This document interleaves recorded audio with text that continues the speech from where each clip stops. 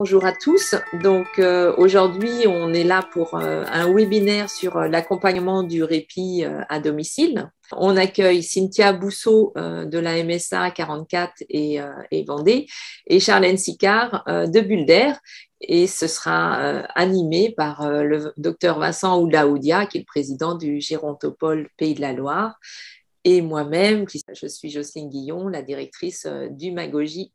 Les tutonomies, c'est une contraction de tutoriel pour l'autonomie, puisque c'est une web-série qui est sur YouTube, accessible gratuitement à tous les aidants. C'est pour les soutenir lorsqu'ils aident un proche en perte d'autonomie. L'idée est d'accompagner le bien vieillir, de pouvoir rester le plus longtemps possible à son domicile. Et puis les webinaires mensuels se sont ajoutés pour ouvrir un espace d'échange et traiter des sujets de manière plus approfondie. Ces projets sont soutenus par Malakoff Humanis depuis le début et également par la CARSAT Pays de la Loire avec l'expertise de professionnels du médico-social et de l'équipe du Gérontopole Pays de la Loire.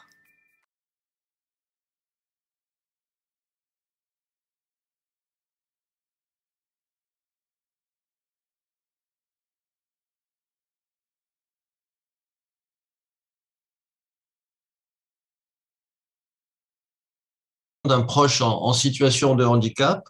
Donc avec nous sont aujourd'hui Madame Cynthia Bousseau, qui est chargée du développement social à la MSA Loire-Atlantique Vendée, et Madame Charlène Sicard, qui de l'association Bulder pour la Vendée, qui nous parlera de l'offre que propose son association pour ce répit des aidants familiaux. Alors après avoir abordé la notion de répit à domicile, nous verrons l'expérience de l'association, ce qu'elle peut proposer, ce que cela apporte. Madame Bousseau, c'est à vous.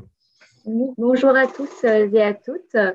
Tout d'abord, on voulait remercier le Gérontopole et Humagogie de nous avoir conviés à ce webinaire pour vous parler aujourd'hui de l'accompagnement du répit à domicile. Donc, notre intervention va se découper en deux parties. Je vais tout d'abord vous présenter ce qu'est le répit et l'aidant. Et puis ensuite, Charlène Sicard présentera plus en détail une solution, un service de répit à domicile, qui est le service Bulder qui a été développé par la MSA. Donc, un retour rapide sur quelques définitions. La définition de l'aidant et du répit. Donc, au niveau de l'aidant, on a le Code de l'action sociale et des familles qui a défini l'aidant de la personne âgée de la façon suivante. Est considéré comme proche aidant d'une personne âgée, son conjoint, le partenaire avec qui elle a conclu un pacte civil de solidarité ou son concubin, un parent ou un allié, défini comme aidants familiaux, ou une personne résidant avec elle ou entretenant avec elle des liens étroits et stables qui lui vient en aide de manière régulière et fréquente à titre non professionnel pour accomplir tout ou partie des actes ou des activités de la vie quotidienne. Cette définition, elle donne beaucoup d'informations. À l'oral, c'est un peu long. Donc, si on reprend les principales informations de cette définition, on se rend compte que le proche aidant, il est caractérisé par plusieurs aspects. À la fois le rôle qu'il va jouer auprès de l'aidé. Donc, ça peut être un conjoint, un concubin, un parent ou un allié. Il est caractérisé aussi par la nature de son aide, qui est une aide, un accompagnement aux actes ou activités de la vie quotidienne. Il y a également l'intensité de l'aide qu'il apporte, qui est une aide qui intervient de manière régulière et fréquente. Et aussi, ce qui est important, c'est que le proche aidant réalise cette aide à titre non professionnel. Donc, si on résume toutes ces informations, l'aidant réalise donc une aide régulière et fréquente aux actes et activités de la vie quotidienne à titre non professionnel. Et il faut noter que l'aidant ne vit pas toujours avec l'aidé et il peut ne pas avoir de lien de parenté avec celui-ci. Il y a des situations aussi où on n'est pas forcément sur un conjoint qui s'occupe de son conjoint. On est de plus en plus sur des situations assez diverses. Donc le répit, quant à lui, est une notion qu'on peut définir comme multiforme. Il y a plusieurs façons de définir le répit. C'est à la fois un besoin physique et psychique de l'aidant qui ne peut pas être non-stop aux côtés de l'aider au risque de fragiliser sa santé. Et c'est également le répit une solution qui va permettre à l'aidant de se libérer du temps pendant quelques heures ou quelques jours, de se libérer de la charge mentale que génère son rôle d'aidant. Et donc, on peut le voir, le répit, comme un temps libéré, un temps de rupture pour l'aidant avec son quotidien. Donc, je vais revenir rapidement sur l'importance du répit. L'importance du répit pour la santé des aidants. Parce que même s'il est parfois difficile de l'admettre, tous les aidants ont besoin de répit. On peut être aidant et bien s'en sortir, arriver à trouver un équilibre au quotidien entre son rôle de conjoint, de parent, d'enfant et d'aidant. Mais c'est vrai que cet équilibre-là, parfois, à certains moments, il va être mis en difficulté. Cet équilibre, en fait, il est difficile à tenir sur la durée quand on est aidant tout au long de l'année. Donc, à ce moment-là, à certains moments, on peut avoir besoin de répit parce qu'on est dépassé et que les aidants, on le sait, ont tendance à s'oublier et ne plus prendre assez de temps pour eux. Donc, c'est dans ces situations que le répit devient important pour éviter les situations d'épuisement, permettre à l'aidant de souffler avant que cela vienne trop affecter sa santé.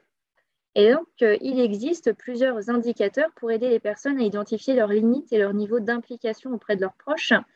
Et je vais vous citer quelques questions qui peuvent aiguiller les aidants à définir leur degré d'implication et leur risque d'épuisement. D'abord, il faut se questionner sur la vie sociale et professionnelle. Est-ce que je parviens à garder une vie sociale et professionnelle? Sur les relations avec le proche aidé.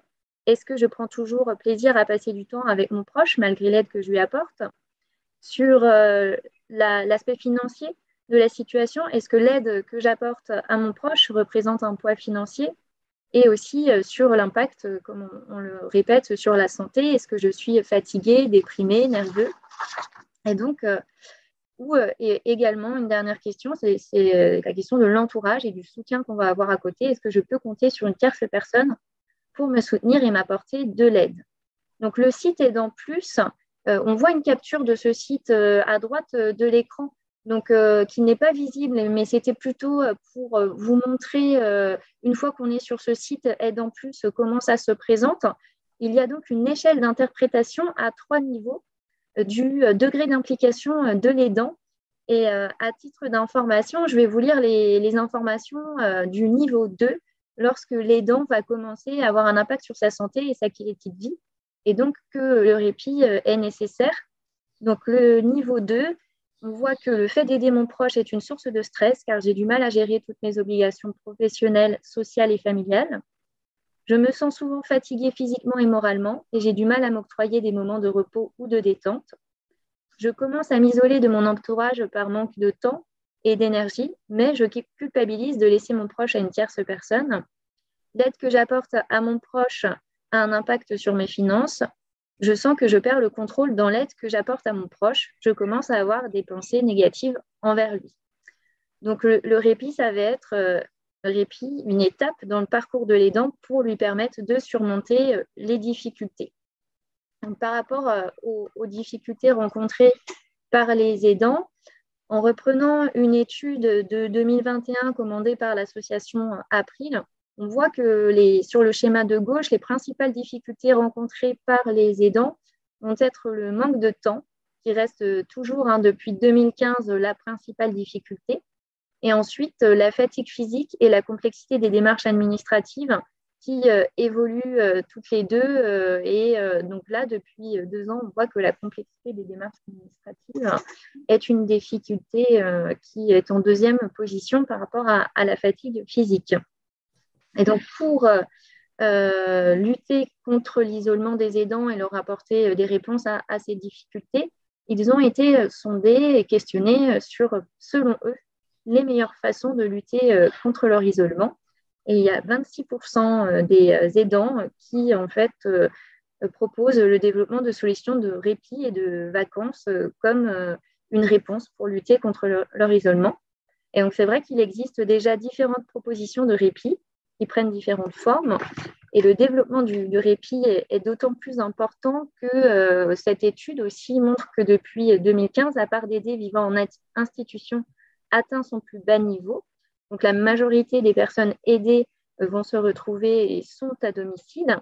Et il existe des services qui accompagnent à domicile les aidés, comme les services d'aide à domicile pour le lever, le coucher, l'habillage, le repas. Il y a aussi les services de soins infirmiers. Il y a des professionnels paramédicaux qui peuvent intervenir aussi à domicile. Et plus récemment, des associations spécialisées dans l'accompagnement de la perte d'autonomie. Donc, c'est voilà, à gauche une liste non exhaustive des interventions à domicile qui vont être dédiées à l'aidé. Et quand on va parler de répit à domicile pour l'aidant, eh bien, le répit à domicile, on peut dire qu'il est pour l'aidant et pas que pour l'aider, contrairement aux autres types d'interventions. De plus en plus d'aidants arrivent à surmonter leur peur et la culpabilité de laisser leurs proches à une autre personne et demandent de l'aide pour se protéger et se ressourcer. Le répit à domicile, c'est donc une solution qui permet à l'aidé de rester à son domicile pendant que son aidant est absent. Et donc, ça permet à l'aidé de garder ses habitudes dans l'environnement qu'il connaît. Et donc, il vient compléter les autres solutions existantes qu'on a pu citer en amont. Il ne vient pas les remplacer, il vient les compléter. Pour avoir des informations sur ces différents dispositifs, les personnes peuvent être orientées par leur médecin traitant, mais également, il existe beaucoup d'autres interlocuteurs qui vont pouvoir orienter vers le répit, vers les services à domicile, notamment les CLIC, les centres locaux d'information et de coordination. Au niveau local, sur chaque commune, on peut aussi aller interroger le CCAS de sa commune, le Centre communal d'action sociale. On a sur certains départements aussi des maisons des aidants. C'est vrai que les sources d'information et les lieux sur lesquels les aidants peuvent se rendre sont multiples et portent, je dirais, aussi des noms différents d'un département à l'autre. Mais en tout cas, sur chaque département, il existe des interlocuteurs qui sont là et qui sont dédiés pour les aidants. Donc maintenant, on va passer à la partie de présentation d'une solution de répit à domicile qui est donc Bulder. Et je vais laisser la parole à Charlène qui va nous expliquer comment se concrétise la mise en place du répit à domicile avec Bulder. Bonjour. Voilà, Bulder, c'est un service de répit pour les aidants au domicile. Donc, on va vous présenter le modèle de Bulder. Bulder, c'est un service qui est porté par la MSA et qui est opéré par différentes associations suivant les départements. C'est un service innovant qui remplace l'aidant. En fait, nous, il y a des relayeurs qui viennent à domicile pour permettre à l'aidant de souffler tout en maintenant la personne dans son cadre sécurisant, comme son domicile, comme pouvait dire Cynthia. Les structures, on intervient pour des temps de répit réguliers ou ponctuels, de 3 heures à plusieurs jours par semaine, avec un intervenant unique et c'est un professionnel de l'accompagnement, c'est-à-dire que tous les relayeurs et les relayeuses ont une expérience significative dans l'accompagnement. Donc, ils ont des expériences dans des structures ou alors aussi dans des accompagnements à domicile depuis plusieurs années. C'est un service qui est complémentaire des autres structures du maintien à domicile, puisque nous, on va vraiment proposer des temps de répit à l'aidant. C'est un service qui est spécialisé pour l'aidant. On ne va pas rentrer dans l'accompagnement, par exemple, du quotidien sur l'habillage de la personne, la douche de la personne. Nous, on va être vraiment pour soulager l'aidant sur son quotidien. Donc, pour vous faire vous expliquer l'expérimentation de Bulder. Bulder, en fait, c'est un service qui a été lancé en 2011 sur plutôt le nord de la France. Donc, c'était en Isère, en Savoie et en Haute-Savoie. En 2017, voilà, fort du résultat de cette expérimentation, la Caisse centrale de la MSA a décidé de développer les services bulles d'air sur le territoire. Donc, il y a eu, il y a eu 8 bulles d'air en 2017 qui ont commencé. Excusez-moi. En fait, au départ, en 2020, quand moi je suis arrivée sur le service bulles d'air, il y avait 8 bulles d'air. Après, en 2021, on a eu 7 nouveaux services. Et actuellement, on est 16 bulles d'air en France et on couvre 24 départements. Voilà, donc le service bulles d'air, on voit comment on est présent. Donc, voilà, le premier service, on appelle ça les OB2. Donc, c'est ceux qui sont en bleu foncé. Après, on a les OB. Il y a eu l'extension des OB2. Donc, voilà, une autre vague de bulles d'air qui sont ouverts. Et voilà, les derniers en jaune, du coup, c'est les derniers bulles d'air qui ont ouvert. Donc, on est présent actuellement en Hauts-de-France, en Normandie, en Bretagne, dans le Pays de la Loire, Rhône-Alpes, Occitanie, Provence, Alpes-Côte d'Azur et Corse. Tous les services bulles d'air, ils fonctionnent en mandataire. Et en fait, chaque service bulles d'air, on est tous portés par la MSA et tous opérés par une autre association. Donc, par exemple, pour l'exemple de la Vendée, puisque le bulles d'air dont je m'occupe, il est en Vendée, on est porté par la MSA et opéré par l'ADMR. Donc, et chaque bulles d'air a cette configuration. En fait. On est toujours porté par la MSA de chez nous et opéré par une autre asso.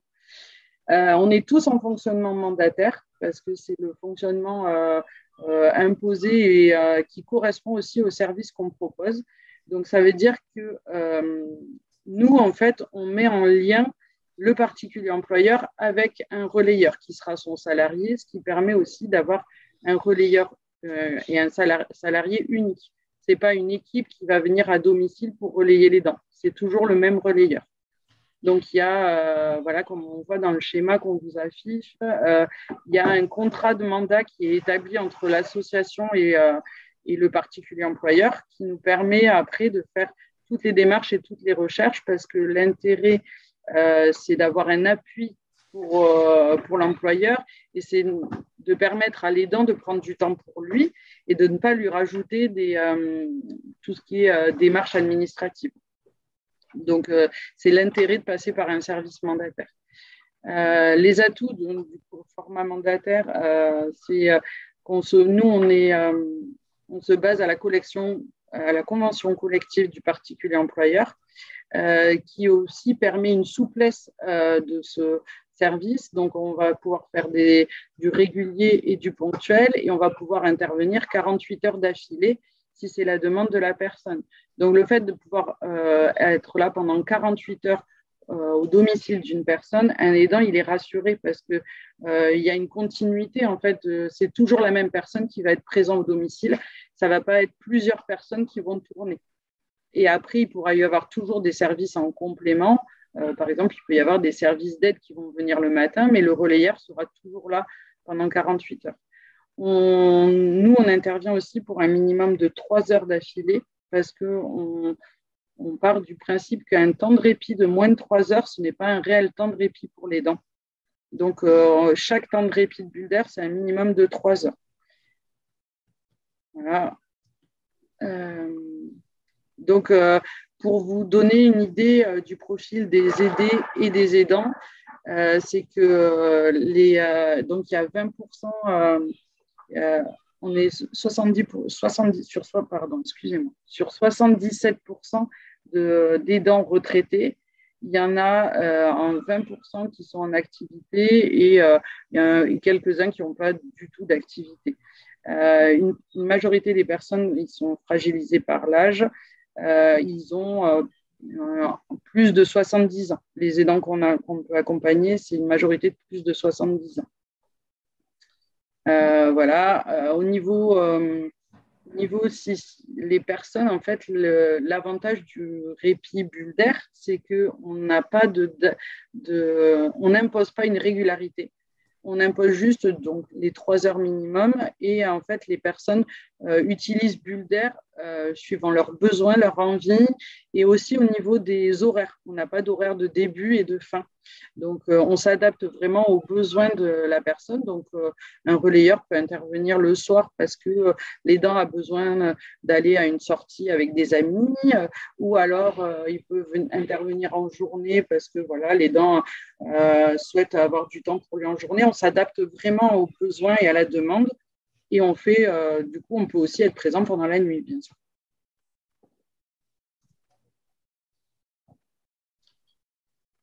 Donc, comme je vous disais, il y a plusieurs bulles d'air en France. Pour vous donner une estimation, c'est un service où il y a 891 692 heures d'intervention. Donc, c'est sur les bulles d'air sur tout le territoire. Donc voilà, il y a beaucoup d'aidants qui appellent quand même pour avoir des informations sur le service. Alors des fois, il peut y avoir beaucoup d'aidants qui appellent, ils prennent un petit peu de temps à se décider, mais il y en a de plus en plus qui font la démarche pour connaître le service. Il y a beaucoup de personnes qui prennent ce petit temps, puis après qui nous rappellent quelques mois après en nous disant ça y est, je suis prêt, j'ai notion qu'en effet j'ai besoin de répit et du coup on met en place et il y a aussi 3520 relayeurs missionnés donc sur du ponctuel ou sur du régulier.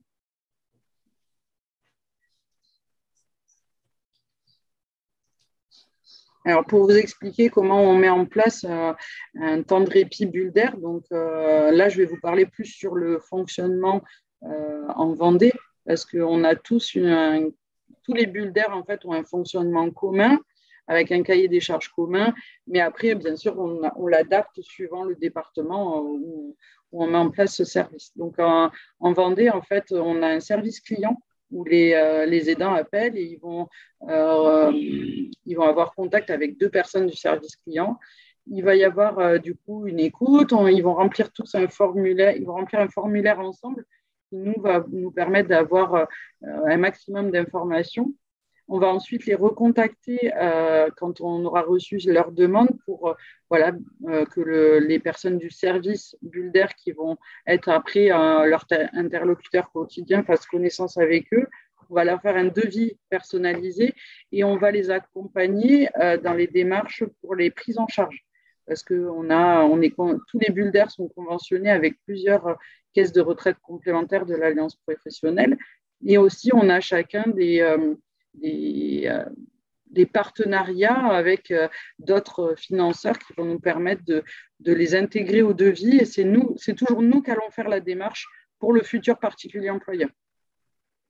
Une fois que le devis est accepté, on va les recontacter, on va prendre rendez-vous avec eux et on va aller faire une évaluation à domicile pour rencontrer l'aidant et l'aider sur leur quotidien, sur leurs besoins, parce que des fois, c'est vrai que quand on les a au téléphone, ils savent à peu près ce qu'ils veulent, ils savent ce qu'est Bulder, mais c'est surtout quand on se rencontre, et puis une rencontre physique, c'est très important. C'est surtout là aussi qu'il y a d'autres besoins qui ressortent, et donc on fait une évaluation à domicile, et après on met en place l'intervention Bulder. Donc, une fois qu'on a fait l'évaluation à domicile, on va se mettre à rechercher des relayeurs adaptés en fait, à la situation. Donc, le particulier employeur va pouvoir nous donner des pistes aussi, nous dire, mon conjoint ou mon enfant ou mon parent serait plus à l'aise avec une personne qui aime beaucoup le sport, qui a des connaissances, je vous dis au hasard, dans les activités manuelles, parce que c'est quelque chose qui lui plaît. Donc, nous, on va orienter, en plus du professionnalisme du relayeur, on va aussi orienter notre recrutement en fonction de ça. Et on va après proposer des relayeurs aux futurs particuliers employeurs, donc à l'aidant. On va leur expliquer pourquoi notre choix et en fait, on va leur proposer de rencontrer ce relayeur. Donc, après, ils vont être mis en relation par le biais de notre service. Ils vont se rencontrer pour faire connaissance. En fait, ça va être vraiment une rencontre comme je dis souvent à la famille, c'est une rencontre où il y a pas réellement d'enjeu. En fait, c'est vraiment faire connaissance. Et si chacun se sent à l'aise pour s'accompagner, en fait, que le relayeur accompagne l'aidé et l'aidant, parce qu'il va être aussi là pour accompagner l'aidant, et que le relayeur, que la famille aussi, ben, va pouvoir faire confiance au relayeur. Là, à partir de là, on met en place le contrat de travail et le temps de répit va commencer. Sachant qu'un temps de répit, on peut toujours le réadapter. On part d'une base et on peut le réadapter. On peut modifier les horaires, on peut rajouter des temps de répit. On n'est pas sur un choix fixe, il est modulable et évolutif.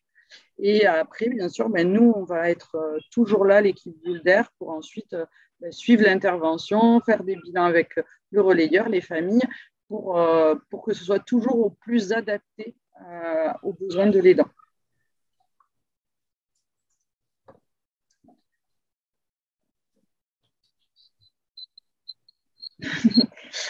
Plutôt pour faire un point, cette diapo-là sur les relayeurs, on en parle parce que c'est vraiment des personnes du coup, qui sont des professionnels du secteur social et médico-social principalement. On voit donc 53% des relayeurs sont diplômés des filières médico-sociales, qu'ils ont donc une expérience significative dans l'accompagnement de personnes vulnérables. Et notamment, ils sont aussi recrutés. Et ce qui est intéressant, c'est d'avoir une variété dans le profil des personnes et leurs activités. C'est des personnes qui sont plutôt orientées sport, culture, activités manuelles, parce que ça va permettre de répondre aux besoins larges et vraiment à une individualisation de l'accompagnement qui va être proposé pour que chaque aidé puisse avoir un relayeur qui convienne à sa personnalité, à son rythme de vie, à du coup des activités qui vont lui faire plaisir et pas des activités qui sont les mêmes pour tout le monde. Ça, c'est quelque chose qu'on ne verra jamais dans Bulder. C'est un relayage, c'est toujours différent d'une personne à l'autre. En fait, parce qu'un relayeur, quand il va venir à domicile, il va proposer des activités adaptées à la personne. Et c'est vrai que je rejoins ma collègue. En fait, on ne peut jamais décrire comment se passe un temps de répit parce c'est vraiment un accompagnement personnalisé où on va vraiment, le relayeur va vraiment créer un lien avec la personne qui va accompagner et vraiment dans l'objectif de lui changer lui aussi son quotidien. Parce qu'on est dans le répit de l'aidant, mais aussi on est dans le répit de l'aider, de son quotidien de soins en fait. Donc c'est pour ça qu'un temps de répit n'est pas, on ne peut pas le décrire en fait. Chacun va faire en fonction de l'humeur, en fonction du besoin, en fonction de l'envie de la personne. Et voilà, il ne va pas y avoir d'objet. Il n'y a pas un objectif. L'objectif, s'il y a un objectif. L'objectif, c'est que l'aidant parte serein et que l'aidé soit en confiance. Mais ça va être le seul objectif qu'on va donner au relayeur en fait. Donc, voilà. Après, on voulait vous parler un peu plus du coup du dispositif Bulder Vendée avec la DMR. Donc, le service Bulder, il a ouvert en Vendée en 2018. Donc, comme je vous ai dit, il est porté par la MSA et opéré par l'association Les Visiteurs du Soir en 2018. Et il couvre seulement le secteur de La Roche, Aglo et les Sables.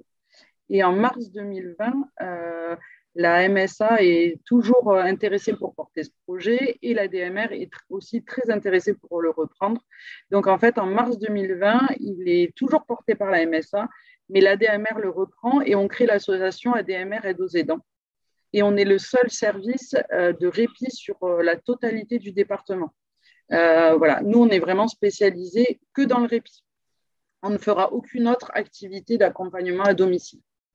Et donc, on a beaucoup parlé du répit à domicile pour les aidants de personnes âgées, mais Bulder aussi intervient auprès des familles avec enfants en situation de handicap. Donc, voilà, dans la continuité de ma collègue qui s'est un petit peu avancée. Donc, le Bulder, c'est pour tous les aidants. Nous, on accompagne vraiment tous les aidants. C'est vrai qu'au tout départ de la mise en place des services Bulder, c'était plus pour l'accompagnement des personnes âgées, des aidants de personnes âgées. Petit à petit aussi, on s'est développé dans l'accompagnement d'adultes en situation de handicap. Et depuis cette année, on accompagne maintenant les enfants, les aidants d'enfants en situation de handicap. Donc, il sert à quoi ce service? Pour remplacer l'aidant et à domicile, à son domicile. On fait du 24 heures sur 24, du 7 jours sur 7 et du 48 heures d'affilée. La durée minimum, comme j'ai pu vous le dire, c'est 3 heures consécutives minimum. Et après, on couvre ce dont l'aidant a besoin. En fait, on n'a pas de durée maximum parce que, en effet, un relayeur peut travailler 48 heures d'affilée. Mais si la famille décide de partir, je ne sais pas, moi je vous dis au hasard 2 semaines, il peut y avoir plusieurs relayeurs qui vont faire 48 heures d'affilée. On fait vraiment en fonction du besoin. Et on intervient de façon ponctuelle ou régulière. Donc, le Bulder en France, en France et en Vendée surtout, on a plusieurs aides pour du coup réduire le coût parce que ça peut être un frein qui peut être remarqué parce qu'il y a de nombreuses aides qui sont mises en place déjà sur le quotidien d'un aidé. Même s'il y a des aides financières, il y a toujours un reste à charge dans toutes les aides de la vie quotidienne. Et l'aidant, comme on a pu le dire, vu qu'il a tendance à s'oublier, il peut se dire le répit, ça me fait un coût, une surcharge encore de coûts, donc je ne vais pas le mettre en place. Sauf que nous, on est là aussi pour leur réduire cette charge financière, leur réduire cette charge aussi mentale de devoir remplir tous ces dossiers. Donc, on a développé au sein de Bulder Vendée différentes aides. Comme je vous disais tout à l'heure, on est tous conventionnés avec l'Alliance Pro, donc l'Alliance professionnelle qui regroupe de nombreuses caisses de retraite complémentaires et qui participe à hauteur de 5 € par heure pour les ressortissants. On est bien sûr aussi conventionné avec la MSA puisqu'ils sont porteurs du projet et pour tous les ressortissants de la MSA, la MSA participe à hauteur de 6 € par heure. On est aussi de plus en plus inscrit au plan d'aide ADPA. Donc, on est en lien beaucoup avec les évaluateurs du département qui sont une belle ressource pour repérer les aidants. Et du coup, ils intègrent de plus en plus le service Bulder dans les plans d'aide, ce qui permet du coup aux personnes d'y avoir accès plus facilement. On est aussi conventionné avec la CPAM, pour accompagner les personnes, par exemple, qui sont en HAD. Donc, on est conventionné FNAS qui nous permet de mettre en place des temps de répit pour les patients HAD avec des enveloppes intéressantes pour les aidants. Et on est donc aussi inscrit sur les plans d'aide PCPH. Et depuis peu, donc comme pouvait dire ma collègue Cynthia, depuis mars 2022, on est conventionné avec la CAF, ce qui nous a permis d'ouvrir vraiment l'accès au répit pour tous les aidants. Et donc là, on accompagne des enfants en situation de handicap. Et il y a un dispositif qui a été créé avec la CAF. On est le seul aussi en Vendée qui a ce dispositif. En fait, chaque parent d'enfant en situation de handicap a le droit à 50 heures par an il va y avoir un restant à charge moindre qui va être calculé en fonction de leur coefficient familial. Ce qui nous permet maintenant d'avoir un accompagnement vraiment sur tous les aidants, parce qu'on sait qu'il y a énormément d'aidants en Vendée, qu'il y a énormément d'aidants en France et qu'il est important de prendre soin d'eux. On va dire que c'est vraiment le but de Bulder, c'est prendre soin d'eux pour qu'ils restent à leur domicile et surtout qu'ils ne s'oublient pas et qu'ils arrivent à toujours accompagner au mieux leur aider. Et donc, pour nous trouver en Vendée, en Vendée, comme je disais, on a créé l'association ADMR Aide aux aidants, si vous allez sur Internet, vous pouvez nous trouver. Pour nous joindre, c'est le 02 51 44 11 55 Et là, vous avez directement accès au service client. Pour nous joindre par mail, voilà l'adresse mail de Bulle d'Air. On a aussi, pour être vraiment au plus proche des aidants sur la Vendée, on a décidé de mettre en place des permanences parce que le territoire de la Vendée, il est quand même assez grand. Les aidants ont peu de temps pour se déplacer, pour rencontrer les différents services. Et comme j'ai pu le dire tout à l'heure, pour nous, c'est vraiment très important de rencontrer les aidants, de les voir, de pas simplement les rencontrer par téléphone, de vraiment créer un lien avec eux. Et c'est pour ça qu'on a mis en place des permanences. Donc, tous les mardis matins, je suis à Luçon, tous les vendredis matins à Chantonnay et les vendredis après-midi aux Herbiers. Et dans quelques temps, je vais être aussi à Chaland les lundis après-midi. Donc voilà, c'est vraiment pour être au plus près de tout le monde et conseiller et accompagner au mieux les aidants. Comme je vous disais aussi, on a pu voir qu'il y avait un autre Bulle d'Air dans le 44. Donc, du coup, on vous a aussi mis les coordonnées. On est sur le même fonctionnement, le même schéma d'accompagnement. Après, voilà, il y a le service, le site général de tous les Bulles d'Air où on vous a mis aussi le lien pour y accéder.